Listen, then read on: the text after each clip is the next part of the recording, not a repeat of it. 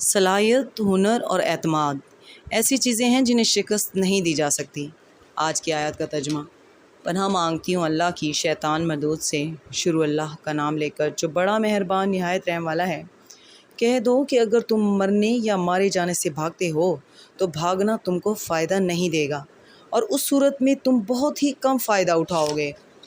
کہہ دو کہ اگر اللہ تمہارے ساتھ برائی کا ارادہ کرے تو کون تم کو اس سے بچا سکتا ہے، یا اگر تم پر مہربانی کرنا چاہے تو کون اس کو ہٹا سکتا ہے۔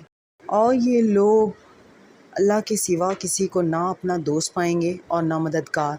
اللہ تم میں سے ان لوگوں کو بھی جانتا ہے جو لوگوں کو منع کرتے ہیں اور اپنے بھائیوں سے کہتے ہیں کہ ہمارے پاس چلے آؤ، اور وہ لڑائی میں نہیں آتے مگر کم، یہ اس لیے کہ تم سے بخل کرتے ہیں۔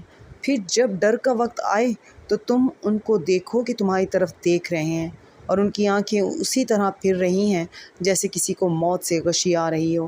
پھر جب خوف جاتا رہے تو تیز تیز زبانوں کے ساتھ تمہارے بارے میں باتیں کریں اور مال میں بخل کریں۔